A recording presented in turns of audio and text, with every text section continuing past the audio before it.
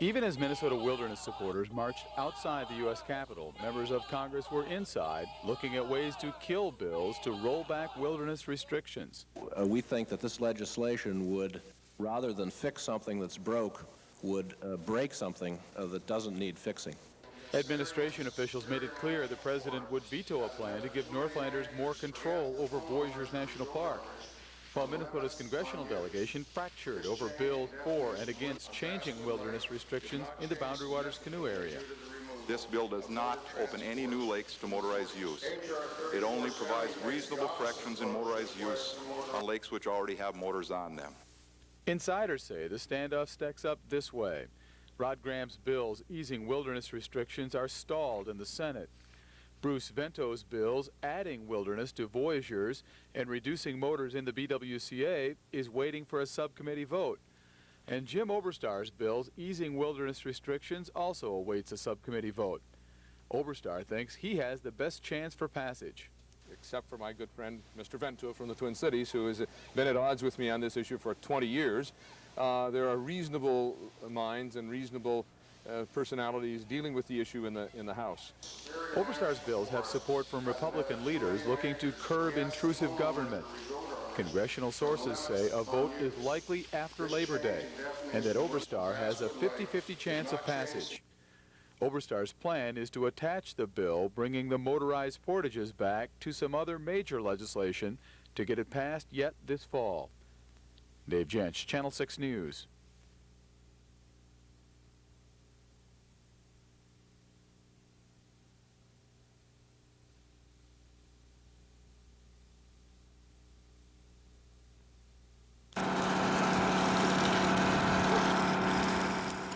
This is the aftermath of a fire caused by lightning.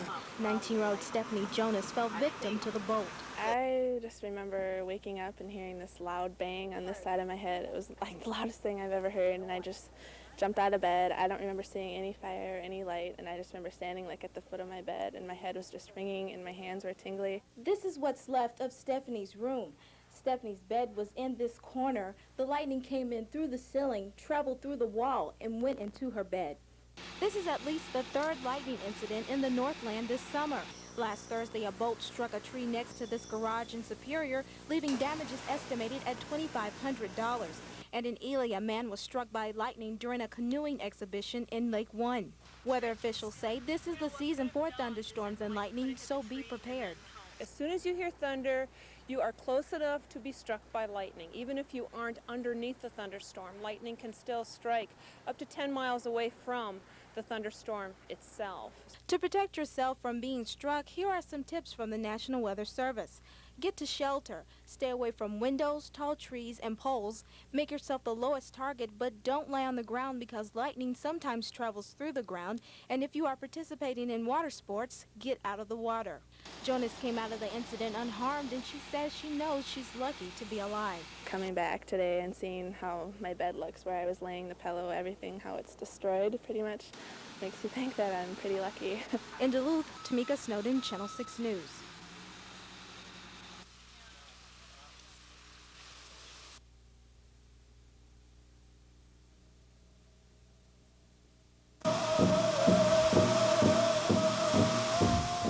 Members of the Bad River Reservation gathered at these railroad tracks to hold a 4-day ceremony, hoping their ancestors can give them the answers. What we're doing here is we're going to be asking some spiritual leaders to come in and make that connection with Geshe Manadu to gain our own environmental impact statement. The people here are worried about the tracks, saying that they're not in good condition. And if the tankers come through here with sulfuric acid in them and possibly spill, it could cause an environmental disaster. And White Pine Mines is the company trying to bring the chemical through the reservation. The sulfuric acid will be coming on a train from Arizona to Michigan, where the company is located. Just yesterday, a train from White Pine tried to get through, but it was unsuccessful due to the protest. The protesters say if the acid is allowed to travel through this area, they feel it will hurt the environment and more. The only fear that I have is of a spill on the reservation here, and the fear of what mining will do to the environment. Fear of killing our killing our Lake Superior.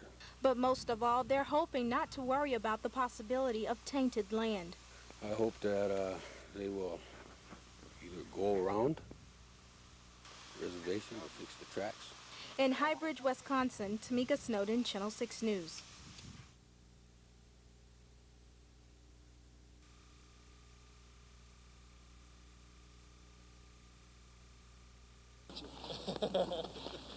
Safe harbors for Lake Superior boaters have been an issue almost as long as the lake's been around. Several previous attempts were made to find sites, but proposals dissolved in arguments between interest groups.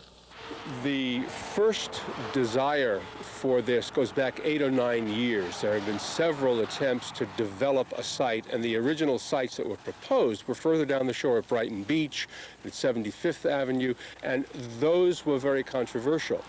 But this time, the result may be different. A group of boaters working in conjunction with the city of Duluth and Lakewood townships and environmental groups now say a harbor could be built along McQuaid Road.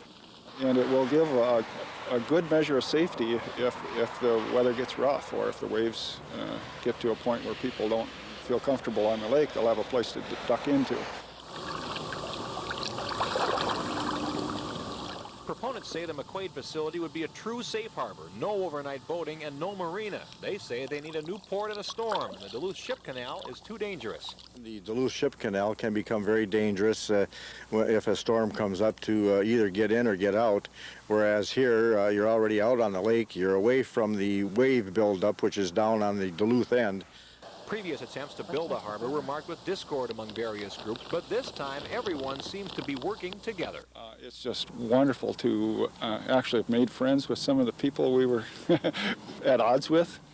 In Duluth, Jeff Pappas, Channel 6 News. Find out that we all do have legitimate needs, for instance, protecting the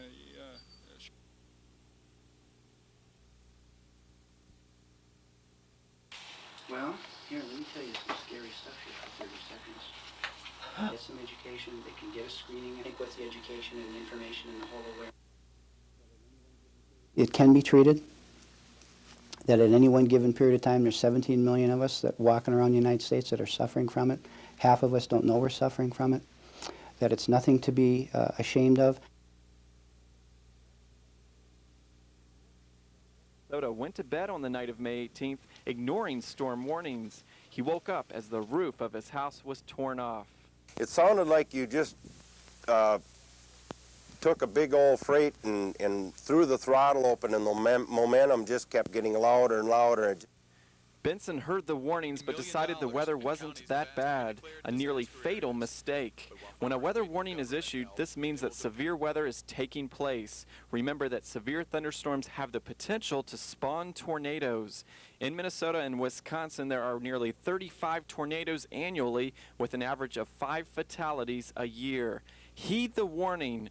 The storm which wiped out Blaine Benson's farm didn't produce a tornado, but rather straight-line winds estimated at 120 miles per hour. Got this big roar, and all of a sudden, it just like it climaxed, and the power just made everything shake. You see weather watches more often than warnings. A weather watch means conditions are favorable for severe weather and to be prepared in case a warning is issued.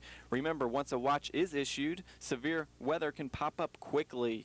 On average, about half of all weather watches become warnings, and when they do, danger can quickly follow, even if the skies look safe.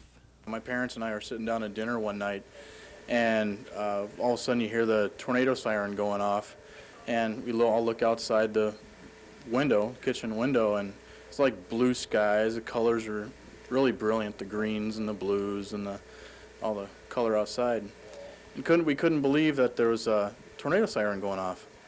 So my dad and I ran to the other side of the house and looked out the window, and we looked up, and there's like these just deep, dark, black clouds. And then I kind of looked off between the trees off in the distance, and you could see the tornado touch down about a quarter mile away. And it was People reacted quickly to the tornado warnings in Oakfield, Wisconsin 2 weeks ago, and experts say that saved a lot of lives. An F5 tornado destroyed much of the town with catastrophic winds greater than 260 miles per hour. Cars were tossed as much as 400 yards. Incredibly, a check blown from an Oakfield house was found 140 miles away in Muskegon, Michigan. Hundreds remain homeless. It was described as a miracle that no one lost their life. It was no miracle, though, because residents heeded the warning and took shelter in the lowest parts of their homes. I'm meteorologist Michael Prangley for Channel 6 News.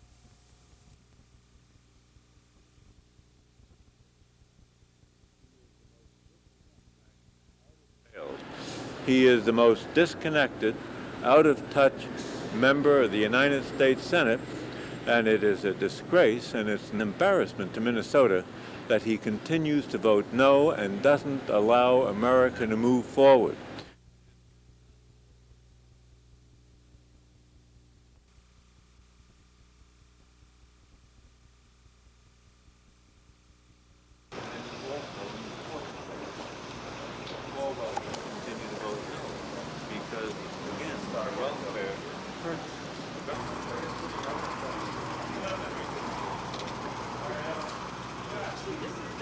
The children have suffered the most under the present welfare system that Senator Wellstone endorses, and they have gone from generation to generation on welfare because there has been no ladder of opportunity out of the welfare system in the way that he is voting in the Senate.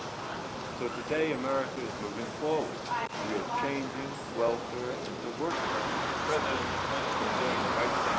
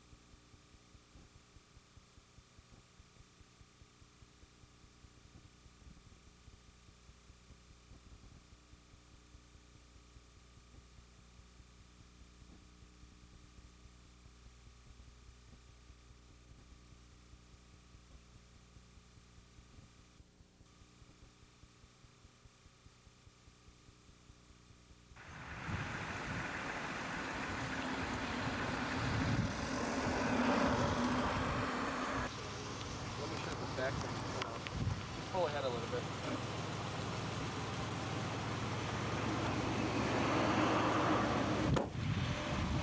I got to get a search warrant to get into the house to deal with the crime scene. Just one of those constitutional issues.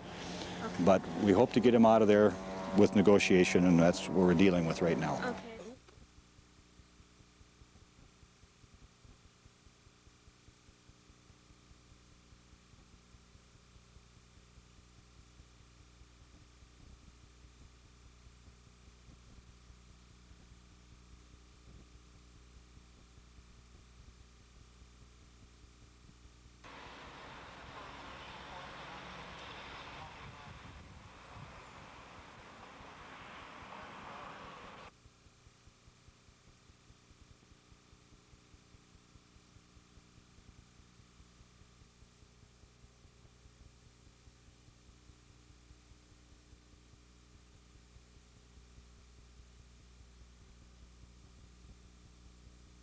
Nobody knows at this point what's beneath the surface.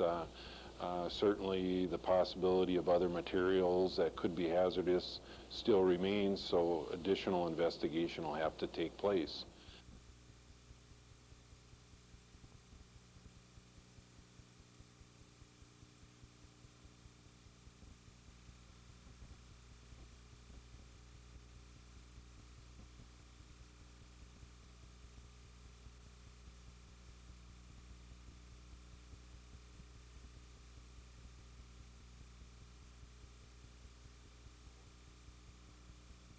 He opened an inner door and then standing by the edge of the door, he had the rifle on me, and I tried getting out of there as fast as I could, and somewhere at the bottom of the stairs or just into the grass, I was hit in the head.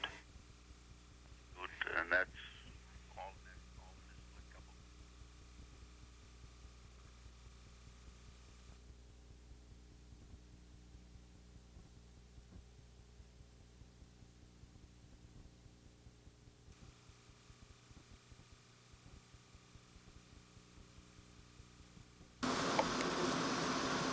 Officers received a call around 4 o'clock this morning from a man confessing of shooting his wife 2 hours prior to the call. Police were led to 2924 Wicklow, where they found a 25-year-old Duluth woman shot several times with a .22 caliber rifle. Police then arrested the suspect. A 32-year-old Saginaw man was taken into custody and is in the St. Louis County Jail for second-degree murder, pending formal complaint by the St. Louis County Attorney. We talked with some residents in the neighborhood. One man says that he heard the victim's screams. A little after 2, I heard a little bit of screaming and 2 sounds like shots, but they almost sound like they were firecrackers. The victim worked here at this house for 9 months as a caregiver for RSI, which provides home care for disabled people. We talked with the director of that organization, and he says that she never mentioned having any problems with her ex-husband. Shock to me. The police called us this morning because when they arrived here, obviously there was no staff to help with the residents. So we got staff in here. The residents are safe. Everything was fine, and other than what happened last night, it's the first I had any clue of anything happening. The suspect is expected to be charged with second-degree murder tomorrow or Thursday. The suspect has a prior record of domestic violence. In 1983, a woman had an order of protection against him, and the report says she asked him to leave and he threatened to kill her, and he harassed her daily.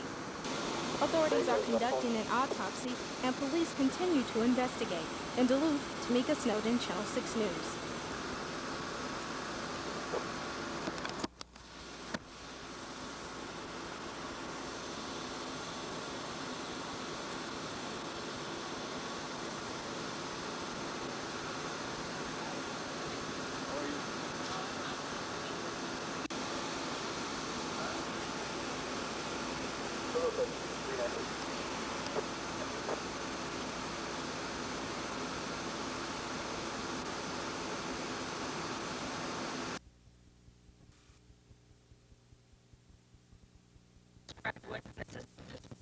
The director, I'm very proud to announce the fact that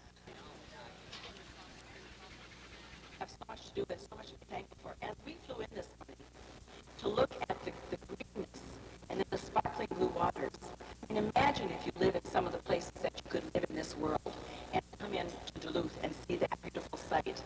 What a spectacular thing we have to offer. I just talked to some folks up here from Los Angeles, and they were having a great time in Duluth. So I want to commend all of you who make all of these good things happen for all of us. I knew if I talked long.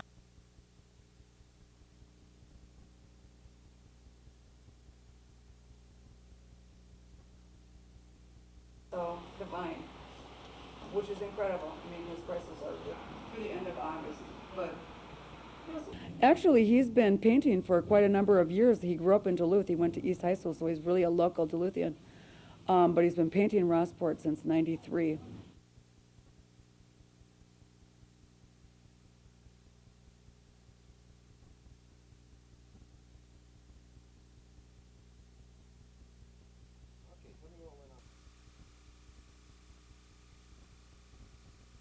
That's fine. It's on the outside. Yeah. That's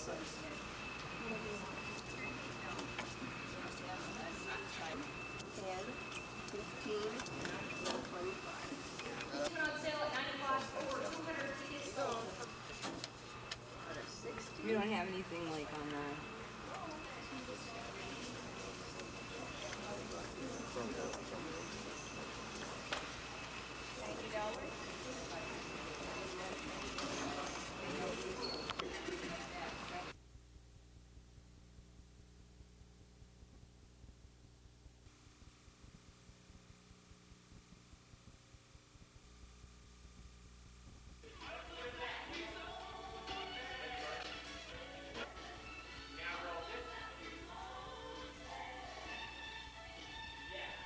Some kids have more use of their upper extremities, some kids have better control of their legs, and so we kind of see what they can do, and then we adapt the exercises.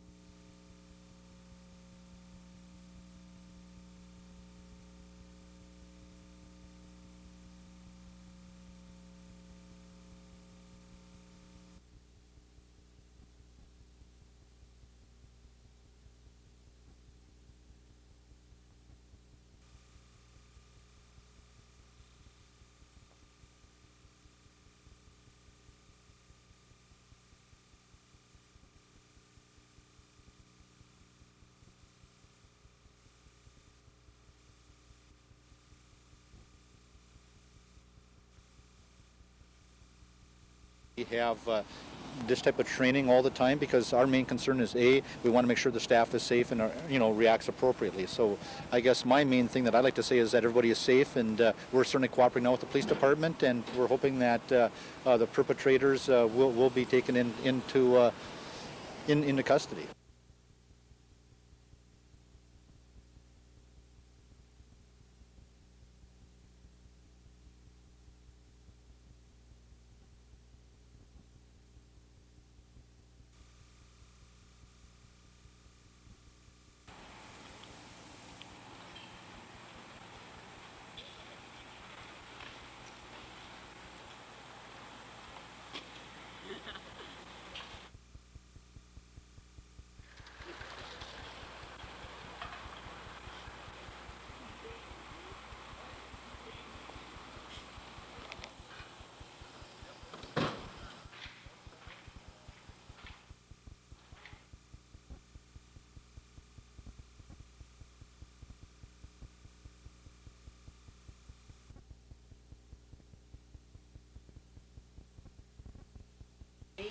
And her little boy, and this is Allison and Zachariah. Every day when I come here, I can sit and... Senator, I'm glad Jackie brought it up.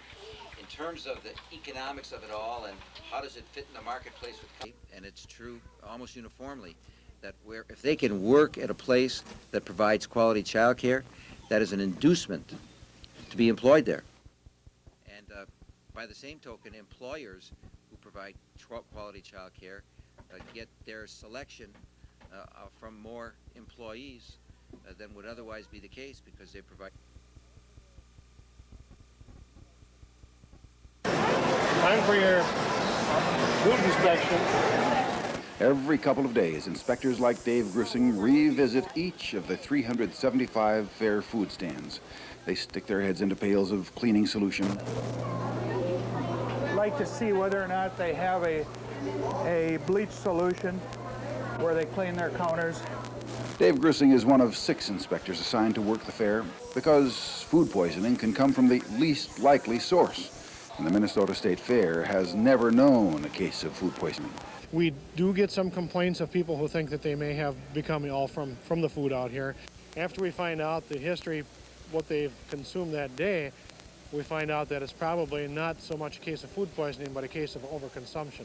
When we were looking inside your production facility, you had some of your raw product, you had egg yolks and so on and so forth, right close to where the people were washing their hands. Okay.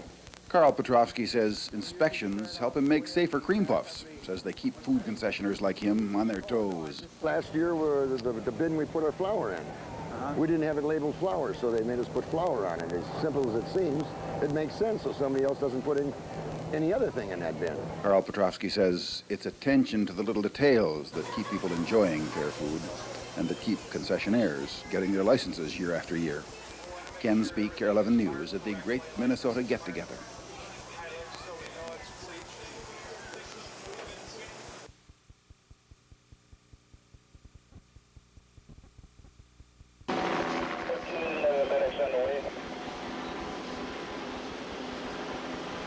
The manhunt for John Stephen Martin was intensified last night as authorities closed in on him along Highway 61. Shortly after 10 o'clock, Martin was taken into police custody on McQuaid Road. Earlier yesterday, police began their search. Well, we're looking at 5 people. 3 of them are in custody. And of the 2 that remain, Martin is the one that we are most interested in, but we still have another person at large. Police say the group assaulted and shot Antonich Wednesday night as he drove home from a church activity. Authorities arrested 34-year-old John Alexander Martin Friday and 2 others in Red Lake County Saturday night. Yesterday's search centered around the cousin of the first man. Some of this has just been wonderful help from some people in the community who gave us some information that we followed up on. And then basically, because of the large number of detectives working on this, a lot of things have fallen into place. In the early evening, tips continued to come in, leading authorities to 2 harbors. Well, I hope they get them. I hope they get all of them. And I hope they get the punishment they deserve. As darkness set in, the manhunt intensified, bringing squads back toward Duluth. It's extremely difficult. He shows up and disappears and shows up and disappears. So. But Martin showed up once again. This time, police were ready. He was taken into custody shortly after 10 o'clock on McQuaid Road, ending a 17-hour manhunt. Along the North Shore, Molly Boyum, Channel 6 News.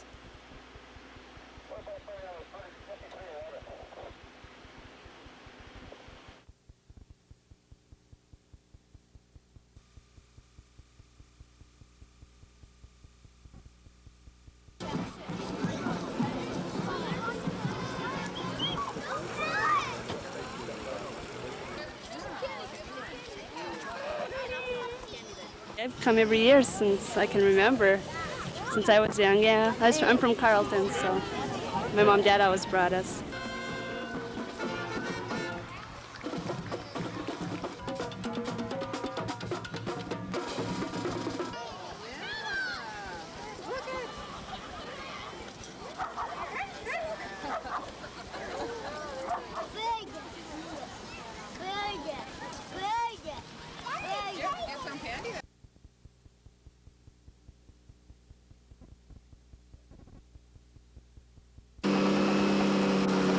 I'm sad that that things didn't turn out better, but Crews dammed off the Cheyenne River and closed its floodgates to lower the water in a final concentrated search for Gina North.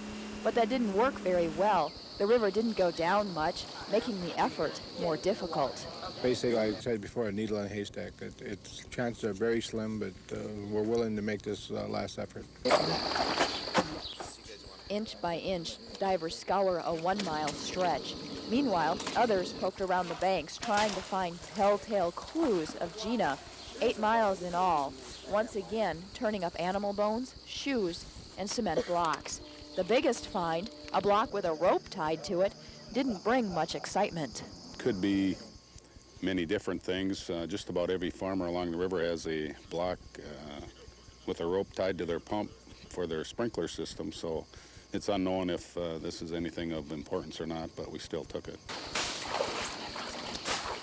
Thick undergrowth, debris, and slippery river muck slows crews down, forcing them out of the area they need to search, making the daunting task a hopeless chore.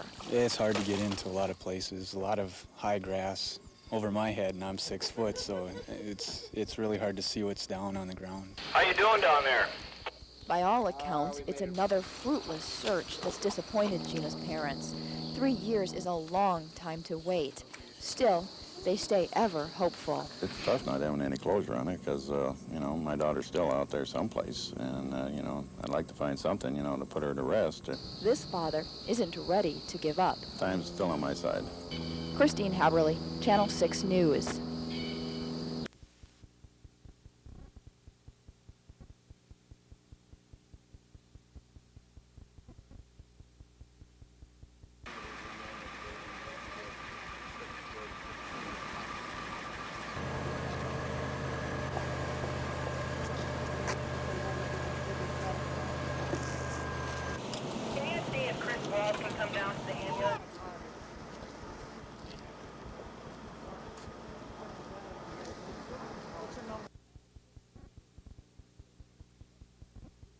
I'm Tom Brokaw. Tonight, it's the disease women fear most, breast cancer. You feel this frozen terror. But what really causes it? What can you do to prevent it? Find out when we continue our special series tonight on NBC Nightly News.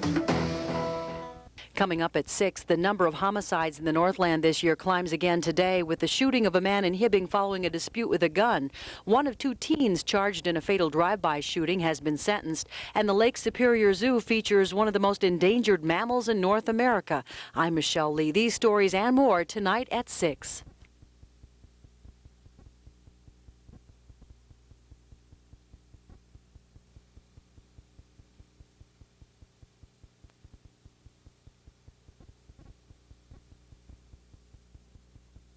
Well, it's a terrible thing here, and it's too bad that this is one of the few times we can all get together in a large group like this and meet with our colleagues and friends.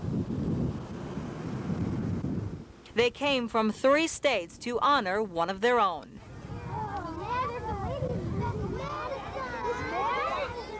One of their own shot and killed in the line of duty. I think it's you become more concerned when it's more localized. It's easier to become a little more detached when it happens far away, but that doesn't mean you don't care about it. It just means that it doesn't hit as close to home as when you have to travel so far to come and represent one of your fallen. As a processional stretches through the streets of Hayward and on toward Cable, it is greeted by those paying respect, whether they knew Corporal Dick Parquette or not. Some have tears in their eyes, some have a hand on their heart, and others stand with the ultimate symbol of justice. Not only have people lined the highway between Hayward and Cable, here in Cable, hundreds more gathered outside the church to say goodbye to a man they knew as a man of honor. Carl Butterfield Sr. is a former Red Cliff chief of police. He knew Parquette for close to 20 years and often worked by his side. And on a couple of arrests, he come in and he testified at hearings, and he was just so professional, just unbelievable how professional he was, and he was respected by a lot of people, a lot of the fellow officers. He was well respected. In such small communities like Cable, Bayfield, and Hayward, it is hard to find anyone not touched by Corporal Parquette. He was one of our customers at the bank, and I think he was a friend to everybody.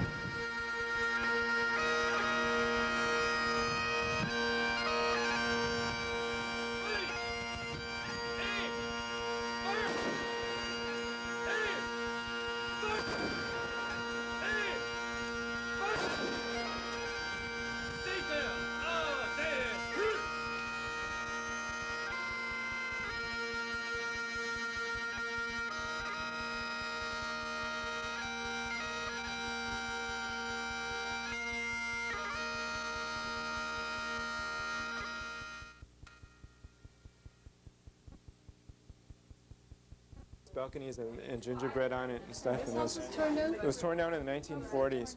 Nobody wanted it anymore. They didn't want to take care of it. They had been abandoned for a while, and I guess it was thought of as just a white elephant of a house. Even though that house was torn down, this house was not.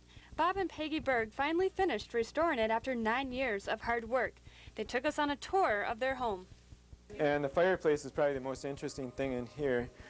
Some of the furniture comes from our grandparents. The desk was my grandparents, and the dining room set was my grandparents. And the 2 burgundy chairs were from the house, from the second owners of the house, and were here in about 1909. The house was built in 1904 by local architect John Wagenstein. Exterior changes have been minor, but interior restorations have been great. The bathroom is right above it, and there's a flat roof beyond there, and it leaked like Niagara Falls coming down here. And it just poured. The plaster was gone out of here, but there was a hole in the floor, and so the water just ran down to the basement and ran out the sewer. Upstairs is an old dressing room that leads to a balcony that has a great view of the aerial lift bridge. Back inside is the master bedroom, which is decorated with family heirlooms. Peggy likes to collect hats, and my mother-in-law made the quilt, and my grandma made the pillow cover thing. And that's Peggy's great-grandparents. A Victorian playhouse was decorated to match the main house. The Bergs believe this playhouse was built in the 1910s. Kevin says this is his place to get away. And you sometimes sleep in there, huh? Mm-hmm. Does it get cold? Well, not really, because of the windows and stuff shut, and you're snug in your sleeping bag, and it's just fun to stay up late and play with your friends. Kevin and his family have proven that through hard work and perseverance, you can turn a rundown house into your dream home. In Duluth, Molly Boyum, Channel 6 News.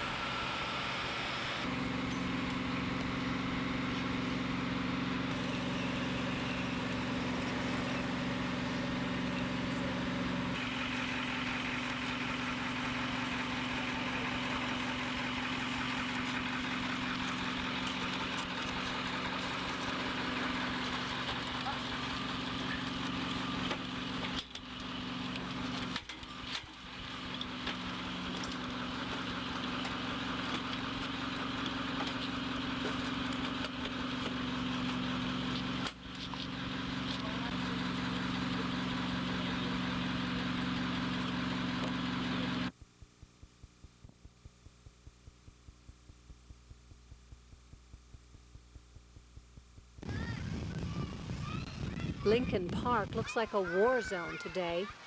Shattered picnic tables, splintered boards strewn about and tossed into a nearby creek. A barbecue grill ripped off its foundation and thrown onto the roof of the park shelter. The destruction happened Sunday night during a senseless spree of vandalism. Today, as children play amidst the rubble, their caretakers wonder why anyone would do such a thing. It was really sad. We didn't even use this part of the park yesterday. We went over to the other side of the park and used that side just because of, the way the tables were.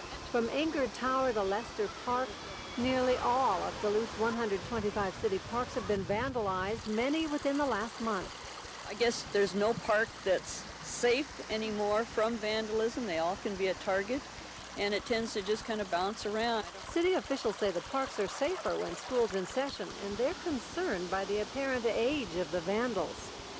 I did hear from a neighbor in the Lincoln Park area that it was 8 years old and up. Well, that's a little bit disturbing to think that even the 8-year-olds are being pulled into this type of activity.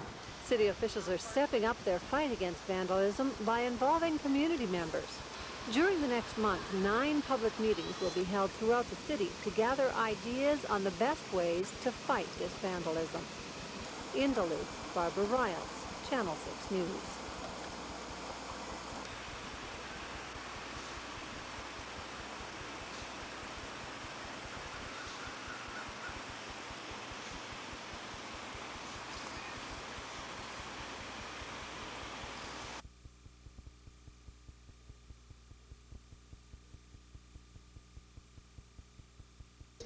To you. We don't expect you to jump you for being in the room today. You've taken. Welcome and thanks for making this. And first, I want to congratulate Assistance with people who made. There are a broad. Most people don't know how easy it is to register. So I think what you're finding is people are taking advantage of our generous laws in Minnesota. They are registering, and we're hopeful that they'll go vote.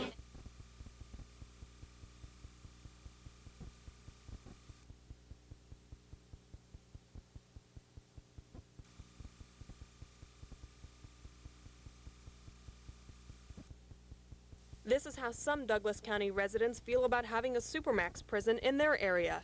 The highest security prison would house the worst criminals in the state. Douglas County is one of over 20 counties in the running for the prison.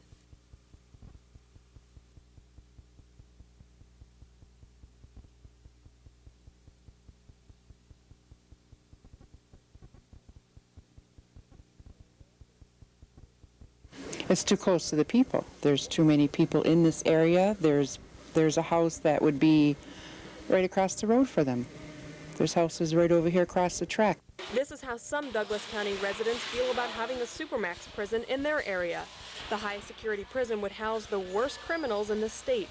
Douglas County is one of over 20 counties in the running for the prison. So I have received some phone calls to polls, so you know that. And I said I would pass that on to the county board. Also received a lot of support for the prisons, so it's, I want to, again, let people know that we're hearing a little bit of both. Thursday night, the Douglas County Board unanimously passed the resolution. The proposal would now be submitted to the state for consideration. Land in Solon Springs and the town of Parkland are two possible sites for the prison.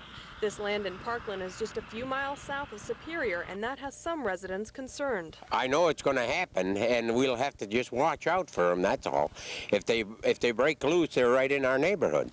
But the Supermax prison would bring over 300 jobs to the community. Some residents of Parkland say the benefits outweigh the risks. You can't afford to live here anymore. We need jobs, we need steady jobs, we need good jobs.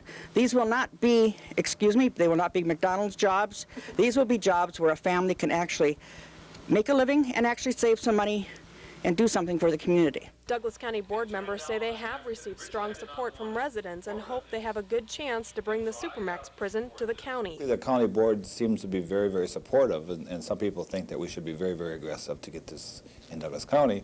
And all we're trying to do right now is to make sure that we are being considered. County board member Doug Finn says they should hear back from the state within a couple months. In the town of Parkland, Kim Steininger, Channel 6 News.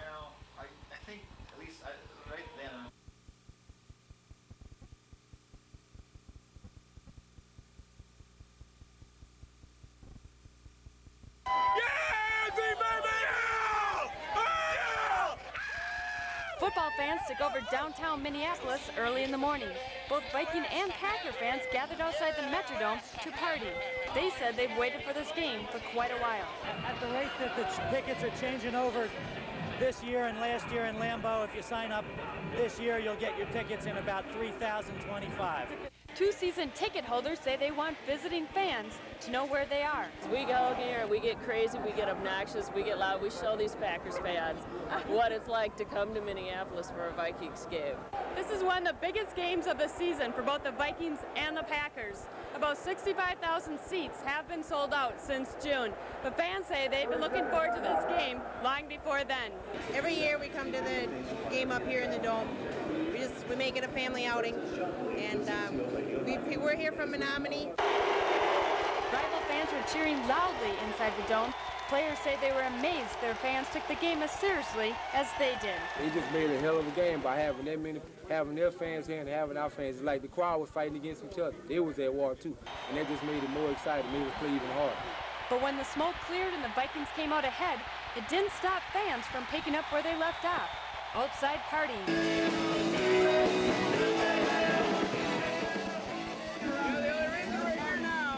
To teach these people how to party. We know what we're doing. We're going to show the rest of them how to party and have some fun.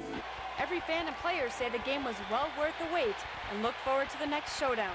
In Minneapolis, Molly Boyum, Channel 6 News.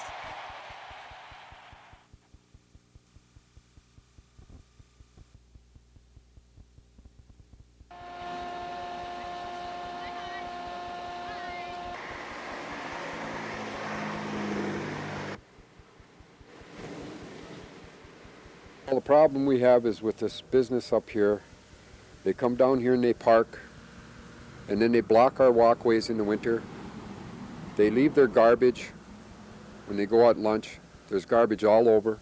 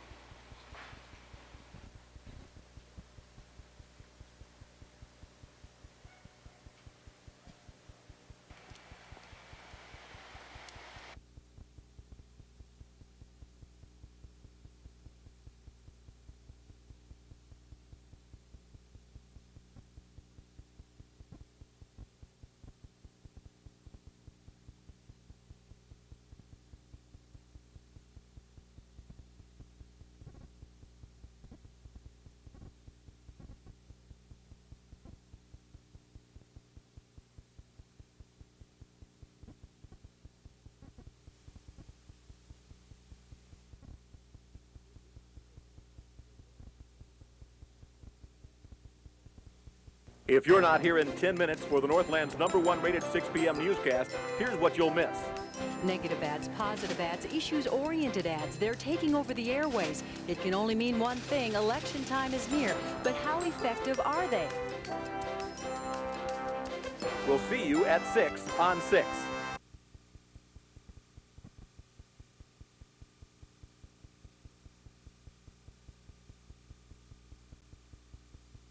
McLeod is facing charges of theft stemming from the discovery that $18,000 was missing from an athletic account. The discovery was made during an audit, the first in many years. After being confronted with the missing money, McLeod repaid it, but has been vague about how the money was used.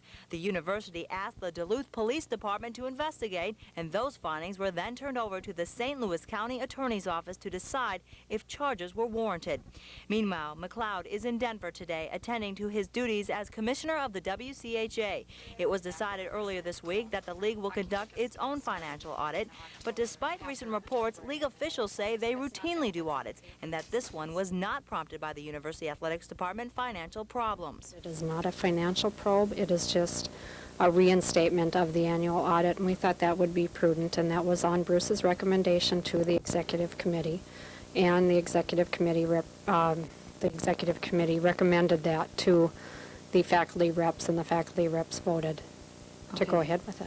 WCHA officials say last year they started doing audits every other year, and now they will do audits on a yearly basis. They say they want to dispel any rumors and to clear up any doubts with the league's finances. They do not expect to find any discrepancies.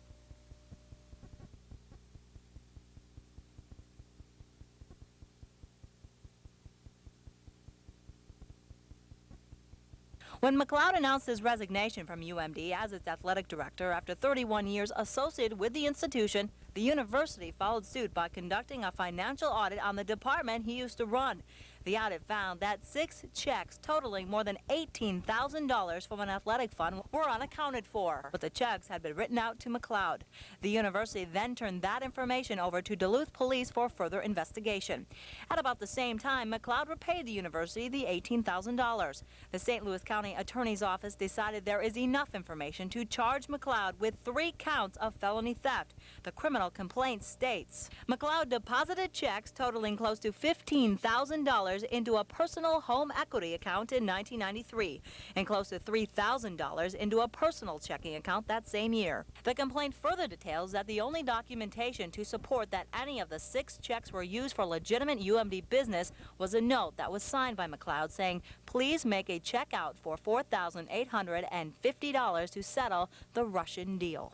When asked about the checks during a police interview, business manager Sue McDonald told police McLeod had requested more than $6,000 to make a hockey reunion video. That video was never made.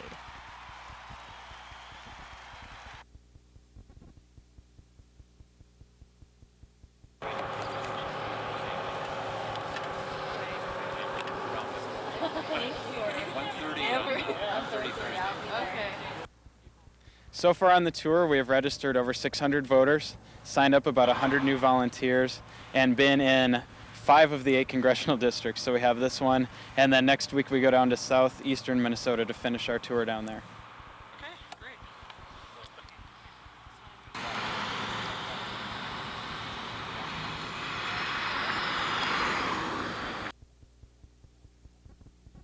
Tonight, it's the absolute best way to lose weight. Sound good? Diet drugs. They offer hope for millions. Learn the truth about what works and what doesn't. Food for thought. Our special series continues tonight on NBC Nightly News with Tom Brokaw.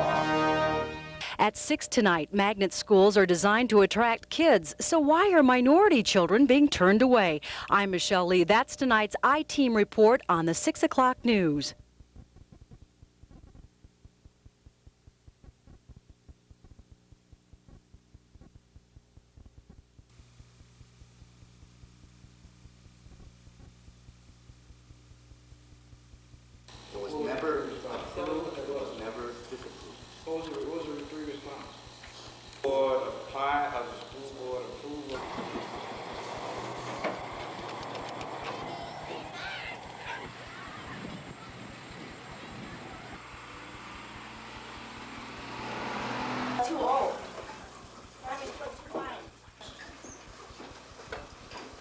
It's not right for a child of mine or anybody else who's of color to say, I want to go to Grant School, but no, you can't be there because our percentages are high, but you allow a student, because they are white, they have the choice or the privilege to go wherever they want to. I think the motion suggests that we have a meeting with the State Department. I think board apply of the school board approval. Is that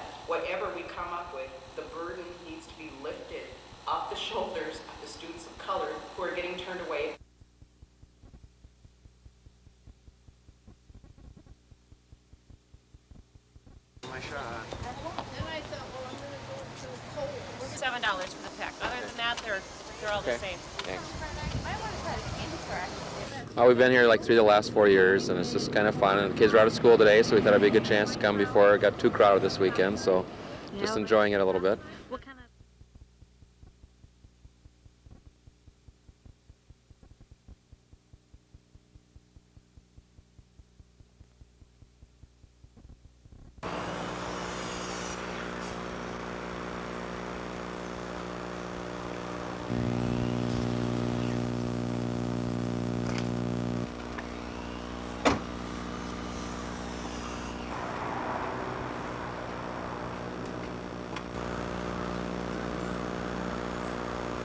A friend of my dad's, who's in a nurse.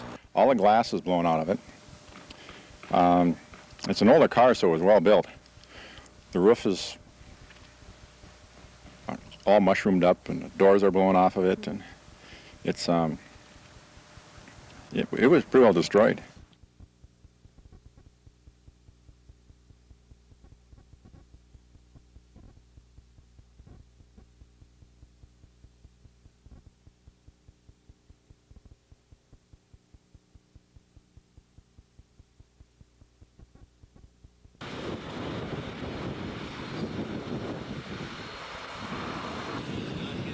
Ish wants to be where it's 100 I know, it's going to be super hot. Using it's going to take a while for the system to stabilize, but today is the actual startup.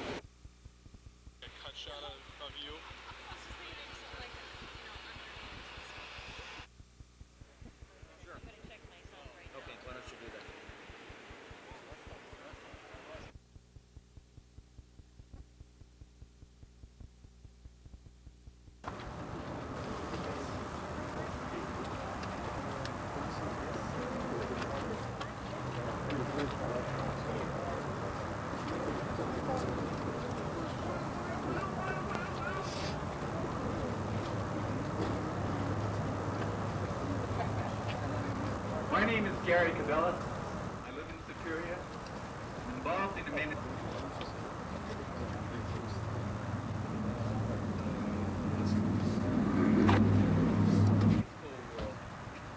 What we're doing tonight is a very simple ceremony.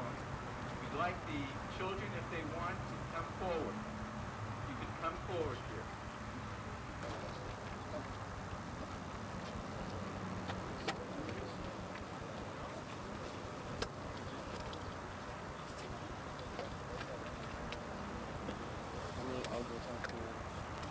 Women and children in the Twin Forts area. Symbolically, it's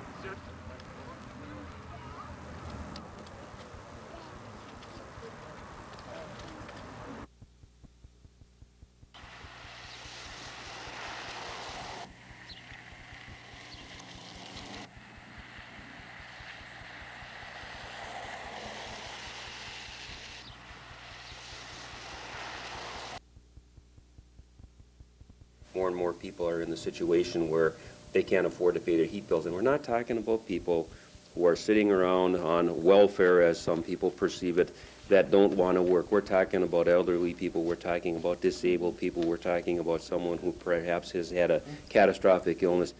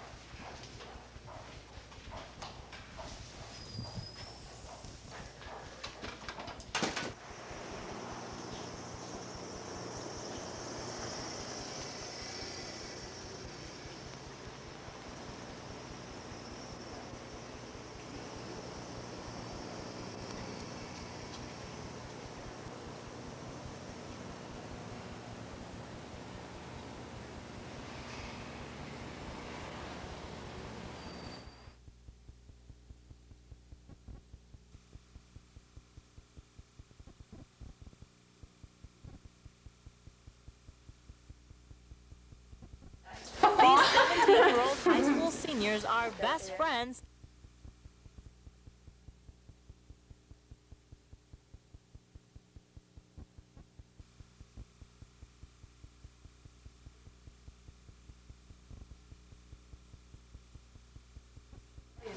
I don't know any.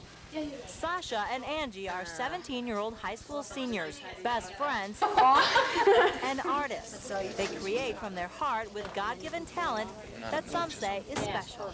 I really think they've got something really going here. I think they're geniuses, quite frankly. If we're not in class, you'll find us down here.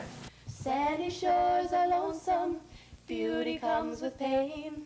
Time that passes makes me cry, slowly tears will fade. It all started in 7th grade at a birthday party. Angie was singing from a distance, and I knew the song, so I joined in, and something just clicked. We blended well, and we've been together ever since. So we take the world alone, just you and me. It clicked and blended so well, it got noticed by Daniel Nordquist, a music promoter manager out of Duluth. I felt like a piece of heaven just dropped in my lap. It was really, to me, it was glorious, just angelic music, I thought. So take me there. While music has always been a part of these girls' lives, what's amazing is that neither one reads a musical note or has ever taken music lessons. So we do everything by ear and everything from our heart. The little knowledge we have about music, you know, we're in choir and band, and we do pretty well, I think.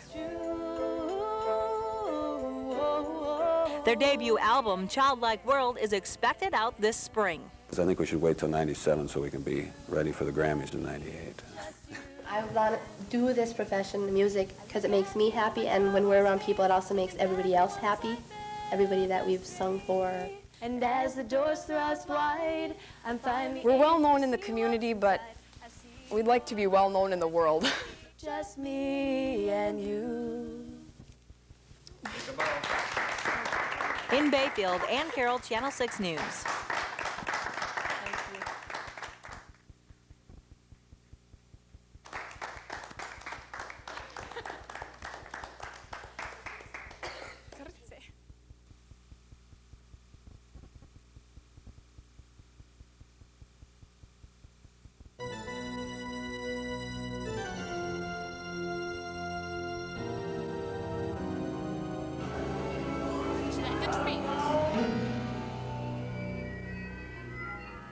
Molly! Molly!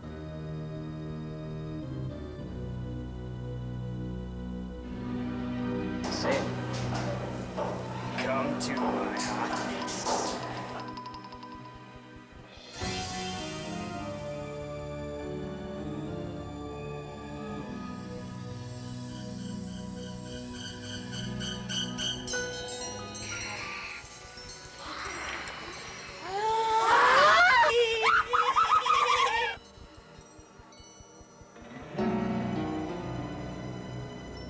I look like a doctor's assistant. That's my assistant.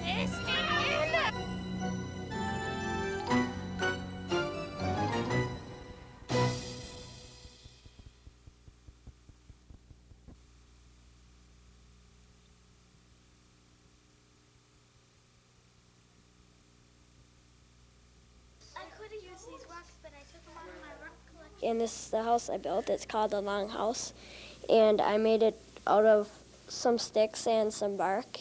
And we each got to go out in the canoe with, there's like 3 canoes, and we went out with some of the teachers, and we got, it was, wild rice season was over, so we got like 5 kernels of rice.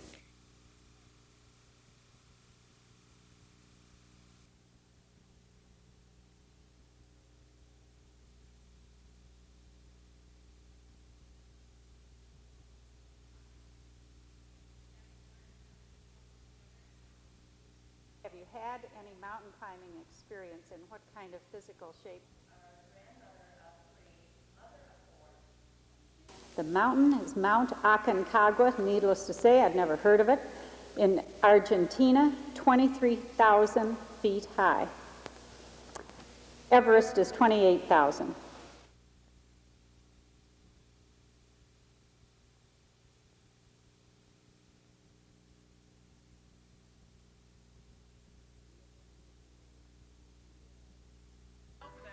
say all kinds of people.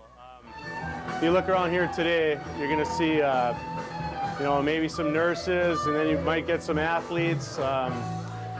And tattoo is going further into the professional people as well. I think body art is a better word for it because that's what it is. It's about getting art on your body and then displaying it. You display art on a wall, why not display art on your body? Basically just like paper, but it don't go nowhere. It's fun. I do a lot of cosmetic tattooing myself, so yeah, it's neat. It's great for women as they get older and they can't see very well to put their makeup on. It's great, you know, and people that are handicapped or with cerebral palsy or anything, it's great for women like that. And we're seeing more women that are cancer patients and losing their hair coming in and getting eyebrows and stuff done. Yeah, I think it is. I think it's opening doors for a lot of women that I hear it from women all the time that, you know, they wanted one for years, but they didn't want that image. You know, I think anytime a woman gets a chance to do what she really wants to do and not be held back by the limitations of our society, I think it's great.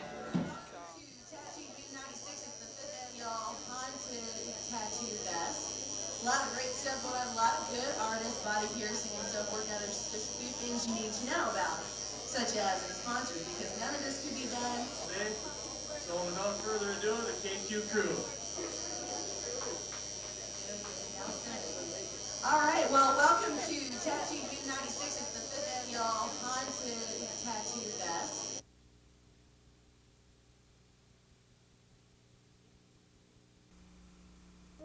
Got a Scandinavian shop, so I just Well, brought a few it's pieces. called Venus. I suppose we can't say Venus. One of these women has been diagnosed with breast cancer. Given our popular notions surrounding the illness, you might be surprised to learn 38-year-old Lori Hanford is the cancer survivor, not her mother. In fact, Lori is the first in her family to have breast cancer. She said, well, what should I do? And finally we said, ask the doctor, if it was your wife, what would you do?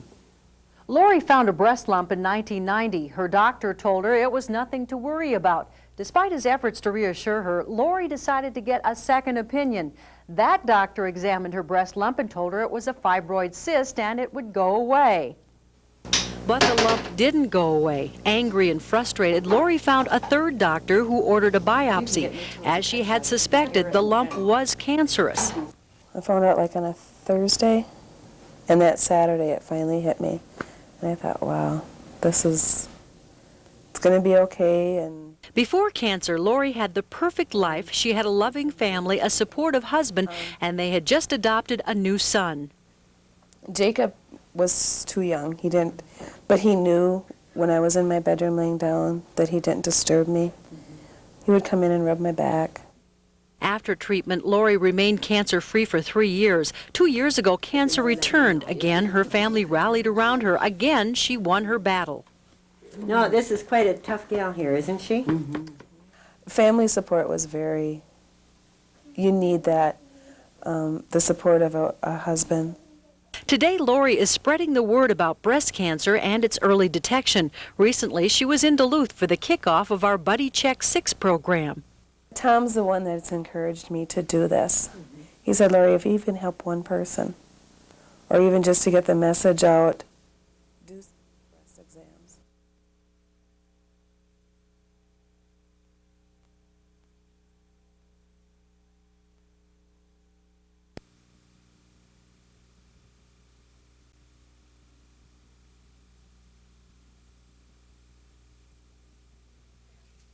This is Carolyn Frank from the Tenants Union. Hi, how can I help you? At the Duluth Tenants Union, it's Carolyn Franklin's job to help others keep a roof over their heads. At home, as a single mom, she's raised happy, successful children. On or off the job, most of Carolyn's life has been spent taking care of others. Statistics show that white women like myself are more likely to get breast cancer than women of color. Those same statistics show Native American, Hispanic women, and African American women like Carolyn are more likely to die from the disease. The reason for the difference is simple. Women of color are less likely to get a mammogram. Step right up here for me, please. Okay. A mammogram is the most effective tool available to find breast cancer in its most early and treatable stage. Yet more than 70% of African American women over 50 have never had one. As we reported in a special medical breakthrough report last May, there are several barriers preventing these women from receiving these life-saving screenings. But what we're finding out as we're providing free mammograms and Pap tests, that it's not only cost, it's fear that they might actually have breast cancer, fear that the mammogram is going to hurt, maybe transportations, they just don't have a ride there, or possibly they have children and they don't have anyone to watch their children.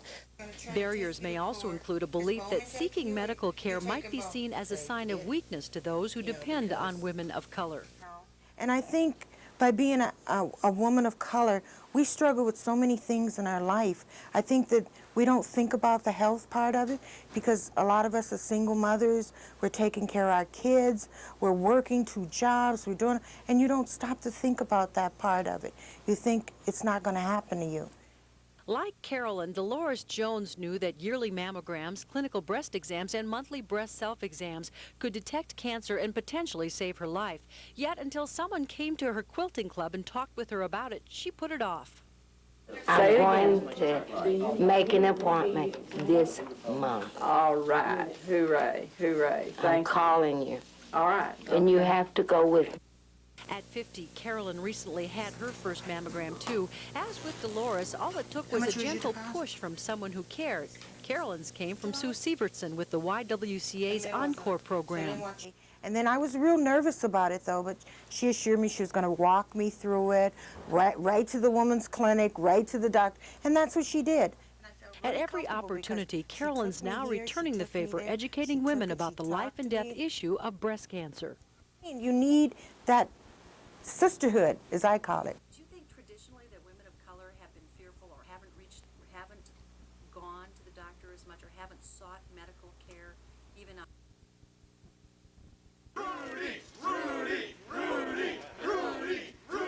Last-minute campaigning is at its peak. United States Senate hopeful Rudy Boschwitz made one last push for votes in the Iron Range. The GOP candidate says this race has been fairly clean. We have stuck with the issues, including the American flag. We think it should be protected. Paul Wellstone does not. But Senator Paul Wellstone does not agree. He says his opponent is pulling last-minute unfair attacks. Desperate times for them. They're way behind and they're not going to win this race, but no, you should never do this. You should never lie in politics. The senator is referring to this ad that was recently placed in the newspaper. Wellstone says Boschwitz is questioning him to whether or not he's ever burned a flag. Senator Wellstone thinks I owe him an apology for asking him that question. I think he owes the people of Minnesota an apology.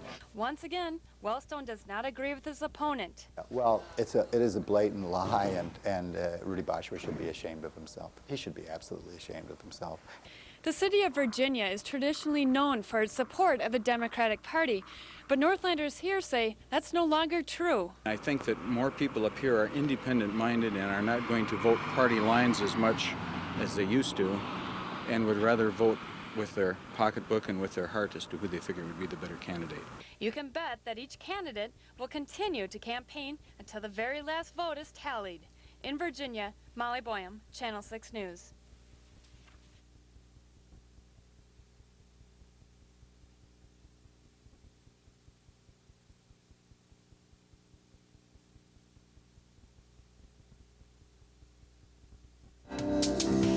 A law that prohibits flag burning. This attack ad is the latest against Senator Paul Wellstone. Challenger Rudy Boschwitz is criticizing Wellstone for not supporting an amendment that protects the flag. But this negative campaigning has been going on from both sides. A recent statewide poll says voters tie negative ads to Boschwitz and think he's doing more of the mudslinging. Embarrassingly liberal and throwing mud. One question asked voters, have the ads you have seen or heard about the U.S. Senate candidates make you feel more likely to vote for Paul Wellstone or more likely to vote for Rudy Boschwitz? 44% said they are more likely to vote for Wellstone. 28% said Boschwitz, and 18% said the negative ads will not sway their vote. I pretty much believed what I believed at the beginning of the campaign, and the ads really haven't done much except to show that they kind of resort to whatever they have to do to win, I guess. I don't care for a lot of the negative ads. I think it puts takes away from the true focus on the issues. If it's the truth, I don't think it's negative. I think people need to hear it. And some candidates think you should hear them. For instance, Rudy Boschwitz says the latest attack ad is the truth. That's right. We believe that there should be an amendment that protects the flag. Senator Wellstone does not. But Paul Wellstone says it's another false statement. Well, it is a blatant lie, and Rudy Boschwitz should be ashamed of himself. He should be absolutely ashamed of himself. And I think all of Minnesota is ashamed of what he's done. And frankly, Minnesotans are going to reject this. Paul Wellstone was named the #1 spender. Attack ads or not, they will go on. The voters will decide on Tuesday if they really work. In Duluth, Kim Steininger, Channel 6 News.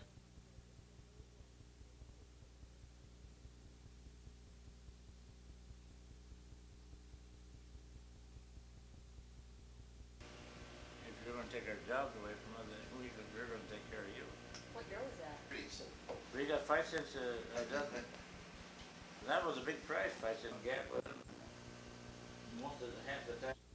And if you don't have a philosophy and you don't have a conviction and strong convictions and willing to fight for those convictions, you have no business being in the legislature in the first place.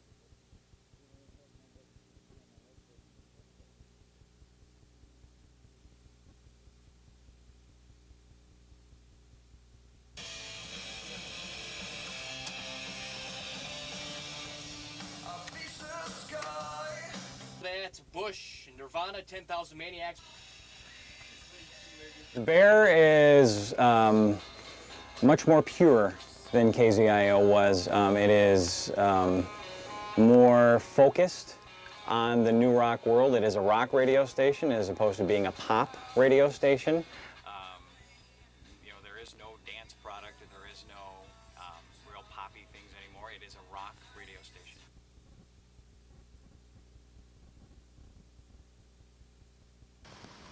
Northeast Wisconsin and eastern Michigan are being blasted by a lake-effect winter storm. While the Twin Ports receive a light dusting, Hurley and Ironwood are getting well over 2 feet of wet snow. This sudden onset of winter means good news for the tourism industry. Snowmobilers and skiers put thousands of dollars into the local economy. The snow may not be good news for residents, but it isn't slowing them down in Ironwood and Hurley. It's business as usual. For kids, it's heaven. I've been making forts in my house. We've been just having fun jumping off the swings and landing in the snow here. And it's been fun. Playing, throwing snowballs, stuff like that. The first snowstorm of the season can be a lot of fun, but when it keeps falling and falling like this storm, it can be a lot of work digging out. Gary spent the entire morning shoveling he and his father's houses out. He said he was ready for this big storm. We always are around here. We really don't call it a snowfall unless we get about 20 to 24 inches. He says after last winter and a record snowfall, he expected this blast of snow would hit soon. It's God's country, so we put up with it. Nathan has an even bigger challenge ahead of him. You see, it's his job to dig out these cars at this car lot. He's already cleaned them off once and he's at it again. He knows this won't be the last time either. Basically, a lot of snow removal we've been doing. Most of the lots around here are getting pretty backed up. Usually we don't have to start removing snow till around January, but looks like this year we're gonna have to start a little earlier.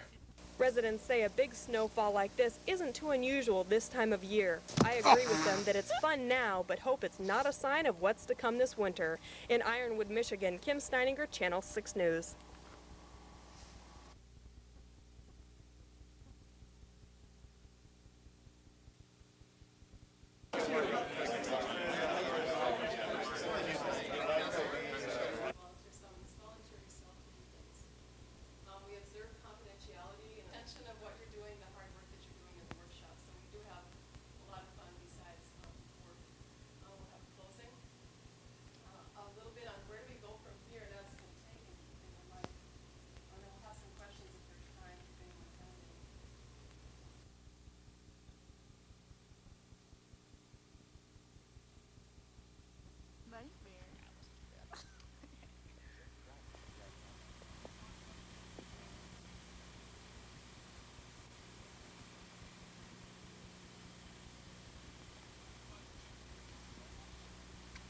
Well, right now, it's very difficult to tell if all of the body parts are there. We were able to tell that the remains were human, but that's about as far as we can go right now without.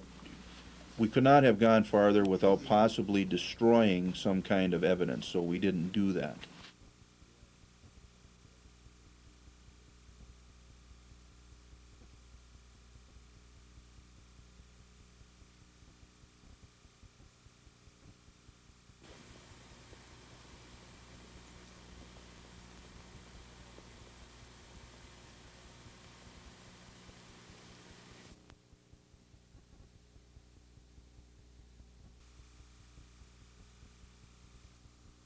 The badly decomposed human remains were found in a cardboard box yards away from this house in Lakewood Township.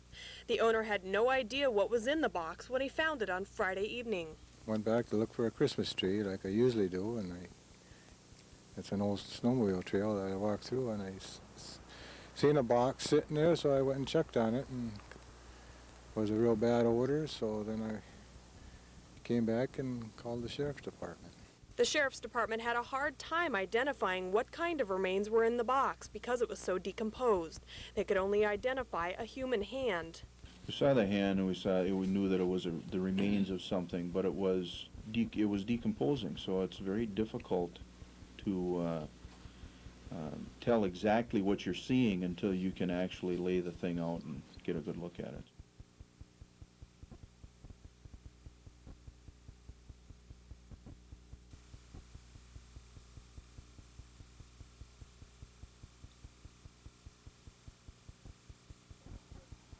Well, right now we're suspecting foul play, yeah, because of the way the body was packaged and the area it was located. So we do suspect that it is a homicide, and we're investigating it as if it were a homicide.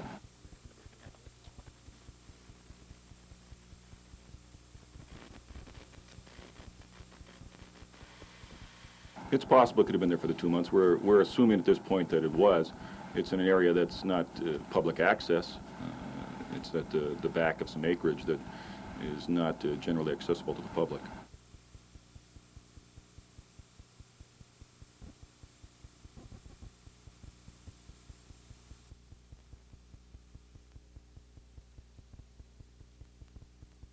Resources, John Gajeski, Wisconsin. Are drained wetlands or deforested areas? What industries, what types of homes? In 10 years, we expect to have filled 143 acres, have mitigated 4 of those in the municipal forest, and have homes, businesses, commercial, nursing homes, schools, that sort of thing, all taken care of within this plan.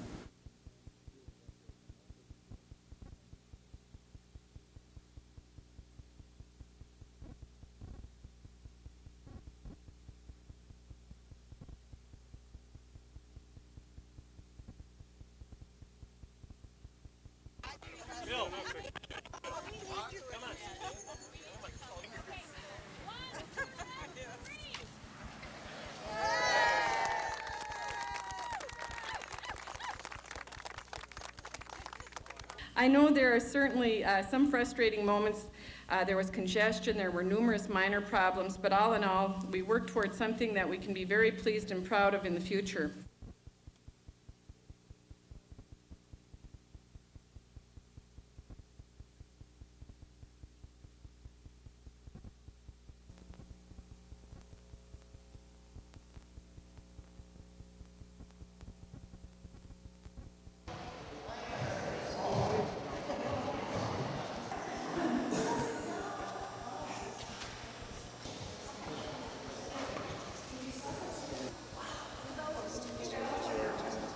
Showing their stuff. Oh, they'll be on 5 and 16. Oh, really?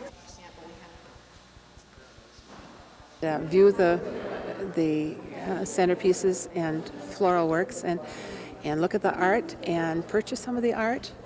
Enjoy a cup of coffee and cookies with us.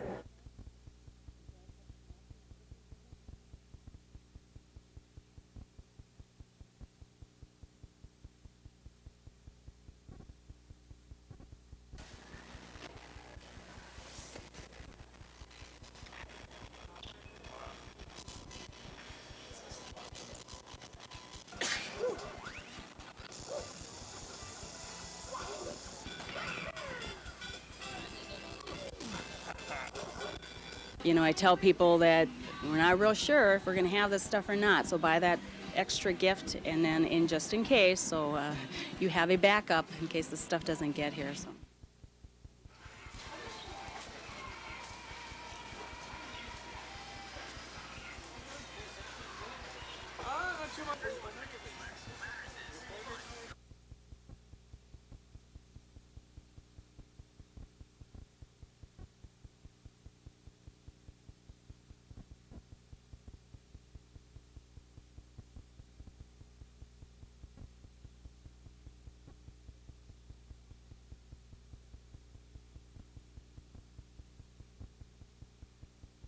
There are some good ideas that came out of this mediation process up to this point, but it is a little, I think, naive to think that after 75 years of controversy, a one-year mediation style idea was going to bring resolution to what is a deeply divisive issue.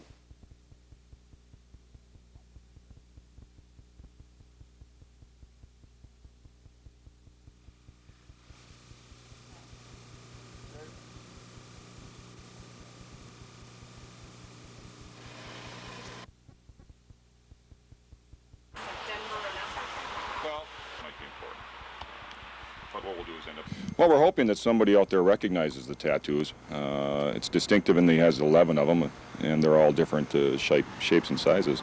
But we're hoping that somebody that knows them would recognize the tattoos in themselves and phone us.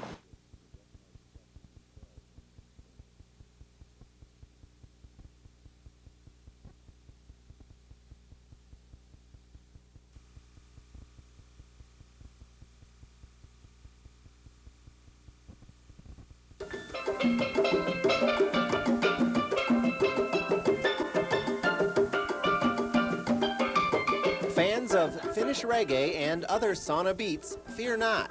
Just in time for the snow god himself, Kanga Semene has come out with their long-awaited second compact disc release, Land of the Conga Boys. It's kind of a new conga in that some of the beats are a little bit different.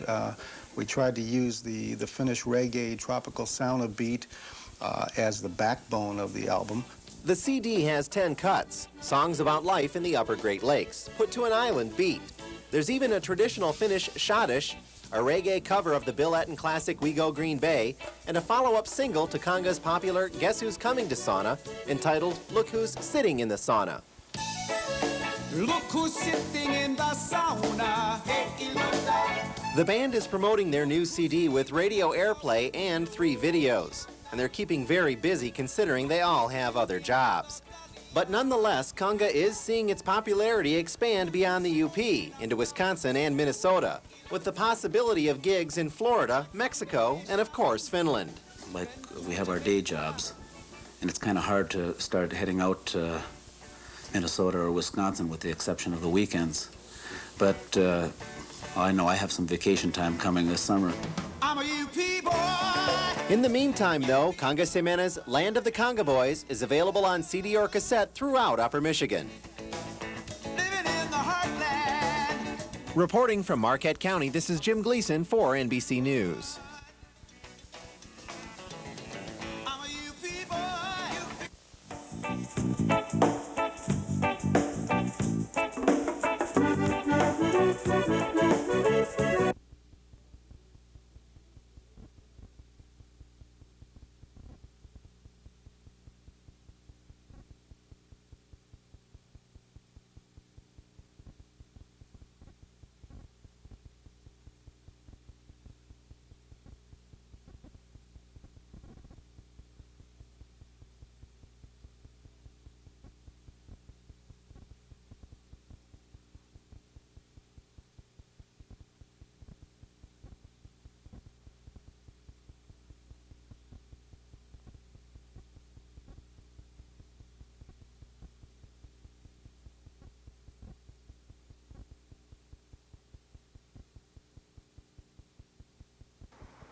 The National Steel Pellet Company plant in Keewatin has done what no one thought they would do a few years ago.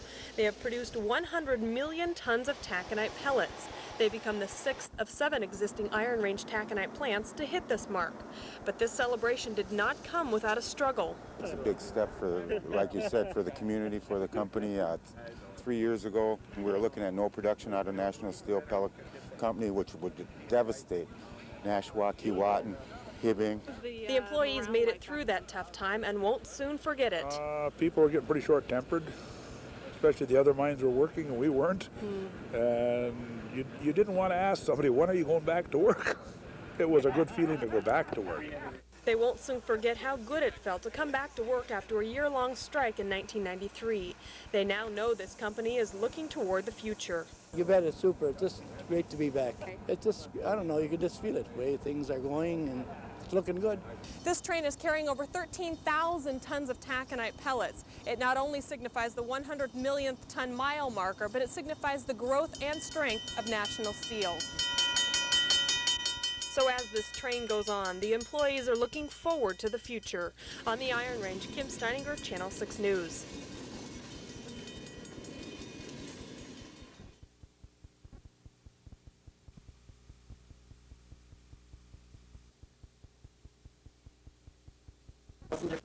Well, there are 3 main sort of types, and there's 2 that we kind of... Does it surround the cells themselves? No, I don't think so. Suffering from, you know, the blahs. It's actually sort of hard to tell. There's a lot of other things that go around mimic, but flu tends to come on with sudden severe headache and fever, and you really get an achy body. I guess the achy body is more indicative of the flu versus a lot of these others. Dry, hacky cough develops. So technically, yes, you can get it twice. You can get the A strain and then get the B strain infection. It actually is prophylactic. It stops you from getting the infection. And the other sort of shortens up the...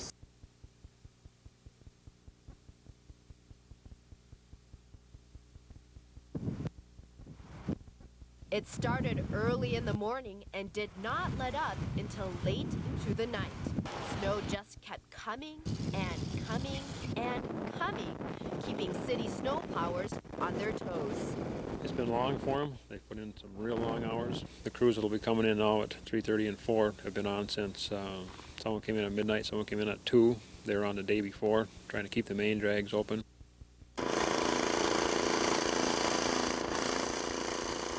Many Northlanders who stayed inside throughout the storm are now outside, using the snow to their advantage. I'd rather be out here shoveling, otherwise I get bored and start eating. I'd rather shovel my way through the day than eat it. And others dream of sunshine and clear skies while trying to beat the snow. I think I should have moved to Alabama with my family because it's 70 degrees there right now, and I'm like, I got about 18 inches of snow I have to shovel out. So maybe I'll be getting a plane ticket for my birthday. But whether we're dreaming of a different place or trying to use the snow as some sort of pastime, snow and more snow is just a part of life for Northlanders. I've lived up here all my life, and you take what you get, you know. You know it's going to come, you know it's going to happen. I carry a shovel in my car. I travel prepared.